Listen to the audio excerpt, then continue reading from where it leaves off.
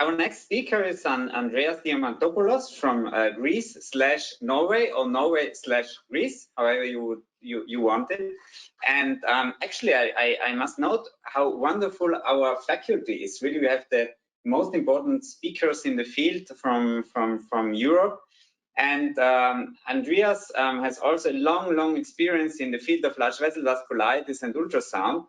And he's talking about the large arteries. So I think there are a lot of challenges there, but of course there are also some opportunities. And he will tell us what are these opportunities and challenges. So thank you for the invitation. First of all, I'm very happy to be here with you and share my my views on these diseases. So I will talk about large vessel vasculitis and ultrasound, how we can use ultrasound to diagnose the disease, and what kind of opportunities and challenges we will face when we are doing it. So those are my disclosures, and now I'm proceeding to the giant cell arteritis. Giant cell arteritis is not a disease that has only one phenotype. We know very well from the evidence. It's accumulated evidence showing that we have three major phenotypes of the disease. It's the cranial isolated arteritis, the isolated large vessel vasculitis, and the mixed disease, the cranial and large vessel involvement. And the majority of our patients in this third group, you will find both cranial and large vessel involvement in most of our patients. So taking into account this phenotypical presentation of giant cell arteritis, I would like to proceed with, and present you the recommendations. You are all of you familiar with the recommendation, the EULVIC recommendation. Christina and Christian and the rest of the team, they did a fantastic work with the meta-analysis. We based our recommendation on this fantastic meta-analysis, and what we suggest to all rheumatologists that they are familiar with vascular ultrasound. We suggest that the first thing to do when you get a patient with the GCA is to do ultrasound, suspected to have GCA, is to do ultrasound of temporal and axillary arteries. And here, okay, we heard a lot about the temporal arteries, but here we introduce also the axillary artery that actually is a large vessel. And then in the axillary arteries, you will find the same findings that you will appreciate in the temporal artery, the non-compressive halo sign. Of course, you cannot compress the axillary artery. In some cases, yes, if the patient is really not so big, then you can do it. However, you will see the halo sign there, and it's easy to measure it. It's easy to find the vasculitis. Well, why we need to know if the patient has large vessel involvement? What's the meaning of this? Why to do it? Because many people is finding quite difficult. I will present a study here, one of the first studies focusing on large vessel involvement for the Mayo Clinic, and you can see clearly here that patients that they have large vessel involvement, they have a different phenotypic presentation than the patient with cranial involvement. The first column here is the cranial involvement. The second is the large vessel involvement. You can see that those patients with large vessel involvement, they got a lot of more relapses than the cranial GCA. They use more corticosteroids and immunosuppressive agents to suppress the inflammation. And you have clearly here an arithmetic, more arithmetical, more aneurysms, aortic aneurysm in this group of patients. After 5 years, you can see here in the group of cranial GCA only 3, in the group of large vessel 15. And they are not only this study, there are many studies now that are presenting pretty much the same thing, that you have a more severe disease when you are having large vessel vasculitis. However, here we have the opportunity, the biggest opportunity is that when you are using your ultrasound and you will demonstrate that your patient has large vessel involvement, then you know that disease is more aggressive. You need to be more careful and maybe to introduce immunosuppressive agents very early in the disease course. The second opportunity is, the second question is, why to use ultrasound? How ultrasound perform compared to other modalities? And here is a study from our group that we compare the MRI or MRA to ultrasound, and we demonstrate that ultrasound is not worse than MRA, not only on in evaluation of cranial arteries, but also in the large vessels.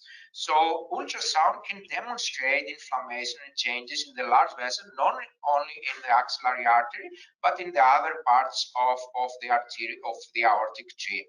And another nice study from Denmark comparing ultrasound to PET scan, using PET scan as the gold standard. And our colleagues from Denmark demonstrated that ultrasound has also a high sensitivity and specificity when you are using for evaluation of large vessel, when you are using the PET-CT as the reference standard. And the third opportunity is the monitoring. Can you use monitoring, ultrasound as a monitoring tool? And here I present you a fantastic study from Cristina Ponte and Rashid Lukmani, and Wolfgang was also involved in this study, I think. But they demonstrated, this is a very nice prospective study, and I want to point out the perspective, because the majority of our studies that we have in large vessel vasculitis is more or less retrospective data. Here it was, this was a fantastic prospective study that they demonstrated that ultrasound, if you use ultrasound, you can monitor in your patient not only for cranial disease, but also for large vessel vasculitis. So the third opportunity here is that you can use ultrasound to monitor the disease activity, to find out if your patient had resistant to treatment disease, or if your patient is relapsing, or if your patient responding well to the treatment. However, ultrasound is not perfect, of course, and you have, let's say, the biggest challenge when you are using ultrasound, we pointed out in our recommendation, is that you need high expertise. And when you are performing ultrasound of the large vessels, especially other arteries than axillary artery, then you need to be very familiar with the anatomy, with the ultrasound of those vessels in order to demonstrate inflammation. And of course, you need high-end equipment. You cannot perform it, ultrasound of the large vessel, by using equipment that you are doing ultrasound of the temporal artery. So the biggest challenge in the ultrasound in large vessel is expertise and availability of equipment. Another thing that is also we pointed out in recommendation is that ultrasound cannot demonstrate the part of the aorta that is back the thoracic area. However, sometimes you can say something by examining the aortic arch or the ascending aorta, and it's very easy to perform also ultrasound of the abdominal aorta to find aneurysms. So we don't have enough data here. We don't know how many patients that they have large vessel affection have also aortic affection. What the aortic affection means for the large vessel, and what the large vessel involvement means for the aortic affection, we don't have so robust data here. So this is also, my meaning is also a challenge in the use of ultrasound in the large vessels, that we cannot demonstrate this part of the aorta, the descending aorta. So this was my presentation, and I don't know if it's any questions. Well, I think so. You nicely presented the opportunities, but I would like to expand a little bit on the challenges. Of course, you said that we need high expertise. That's absolutely true, and I agree. But I personally find it always challenging to scan the carotid arteries. And there are studies showing that when you compare PET scan and ultrasound, that PET is more sensitive at the carotids. So especially when you have atherosclerosis or people which are at risk of atherosclerosis, then they have sometimes intima media thickening without any meaningful GCA. So what is your opinion about that? So how can we handle ultrasound at the carotid arteries? That's a very good question, Chris, and thank you for doing it, because the carotid artery is always a challenge, and is a challenge at the same level as the infra-aortic arteries, because you have the same amount of atherosclerosis in both vessels. However, in the carotid artery, from my experience, you will see changes, atherosclerosis changes more in the bifurcation. And sometimes you will see also increased intima media thickness, but it's very rare that is over 1.5 that we put the cutoff in this artery. Another thing for the carotid artery is that is not so often involved in GCA. From our data and other data published in different studies, we know that approximately 20% of patients, they have affection of the carotid artery, involvement of the carotid artery. And this is in stark difference with Takayasu arteritis, because Takayasu, you will find more inflammation of the carotid artery than GCA. However, in some patients, Christian, you just cannot know. It's really impossible. I have seen patients that they have thickness of the carotid artery that I could swear this is vasculitis, and it was atherosclerosis. What to do in these cases? It's very difficult. If you have also a little bit of CRP, if you have typical symptoms like headache, it's really difficult. You can perform biopsies, you can take a PET scan or CT or MRI, but sometimes it's really, really difficult to differentiate. And the thing that I'm doing, I'm using, you know, the worst scenario. I'm treating the patient like a GCA, and I'm performing again ultrasound after a couple of weeks, and I will see if it's any reduction in the thickened area. So if it's any reduction in thickened area, then we are talking about vasculitis, because you not expect atherosclerosis to be better after you are introducing corticosteroids. But thank God, those cases, this group of patients is really small. So I don't see the carotid artery, if we are using the limits that we have, the cutoffs that we have, I don't think so that is so a challenge, but it can be sometimes, absolutely. Especially when you then have Kimura's disease or Lewis or non-Hodgkin lymphoma of the carotid artery, then it really becomes challenging. But then I think you could also make use of the probability score, which is also true for the large arteries, I think, and maybe also some other imaging techniques. Another question I would like to make is, so, you know, in our EULA recommendations, we said for when you have the cranial manifestations, then you use temporal artery ultrasound plus minus ultrasound of the axillary artery. So meaning that you do not necessarily need to do it. But now I think this needs to be changed, right? So you should do it always. Would you agree?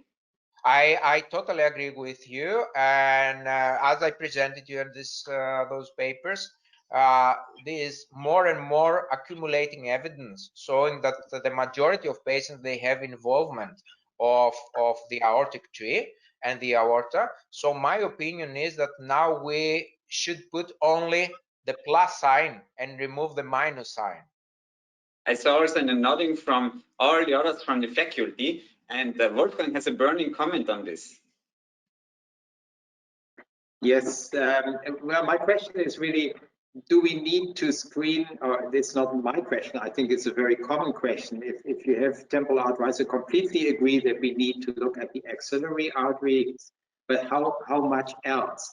If you see axillary artery involvement, I usually look at more arteries, but then do we need an MRI? I mean, we see a little bit of the aorta, or most of the parts of the aorta. In this case, I look further.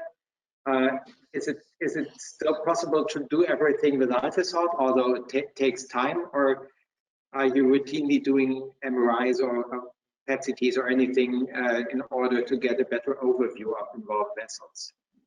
If axillary, this is also extracranial GCA. I have to follow them a little bit more closely concerning aortic aneurysms for the future, and say, okay, axillary arteries tell me already quite a lot. I think the axillary artery, Wolfgang, is enough. You don't need to proceed, especially if you are not interested to demonstrate involvement of the other vessels. It's enough for someone that needs to just put the diagnosis. However, I would like to see more data on this. I would like to see more data on other arteries scanned by ultrasound, because we have some studies demonstrating that maybe adding some other vessels, you can diagnose more patients with large vessel involvement. However, how many of those patients is really, really difficult to know. And again, I would like to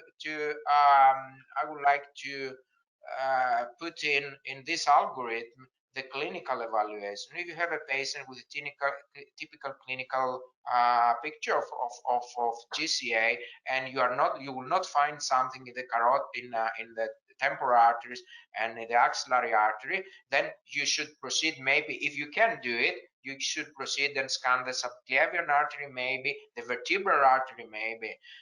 However, I don't know how many are those patients. This is the really big question. Or you could proceed with a CT or MRA if you like.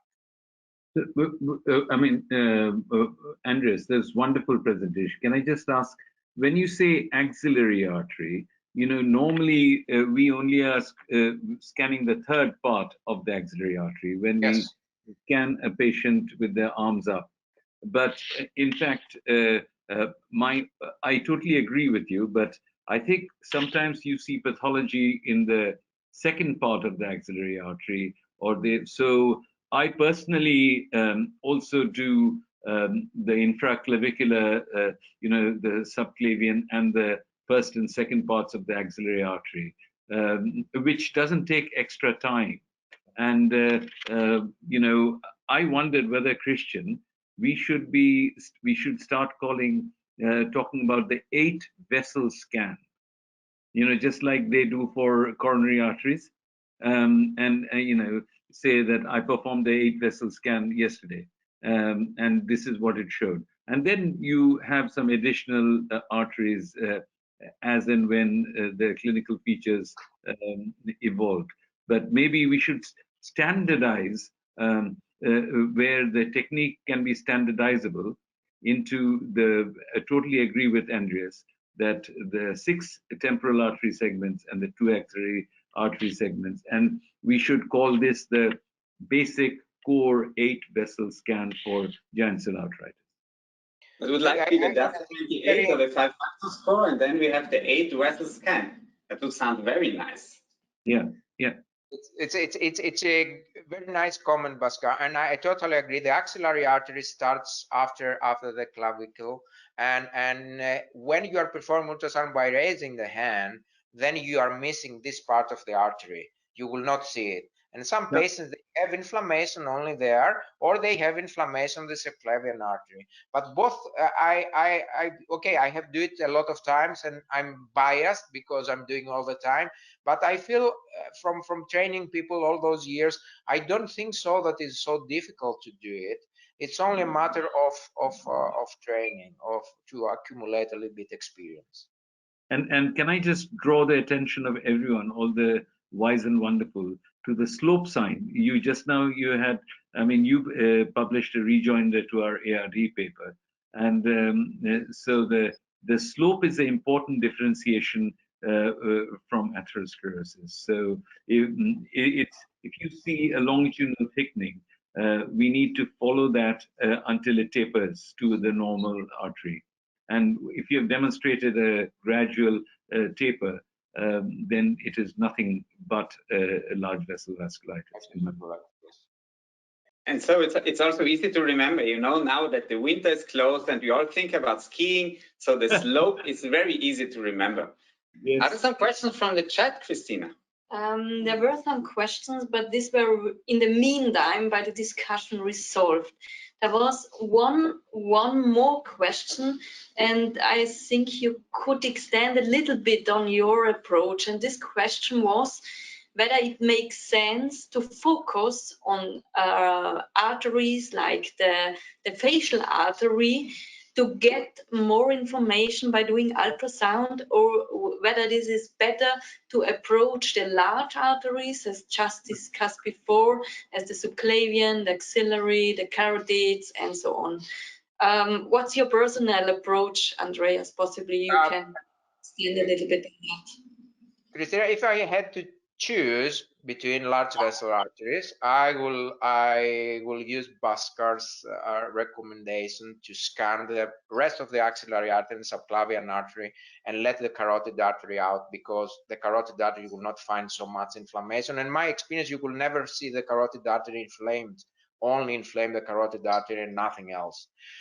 With regard to the facial artery, we have this nice study from Slovenia showing that if you add this facial artery and the occipital artery, you raise the sensitivity around 4 or 5%, if I'm correct.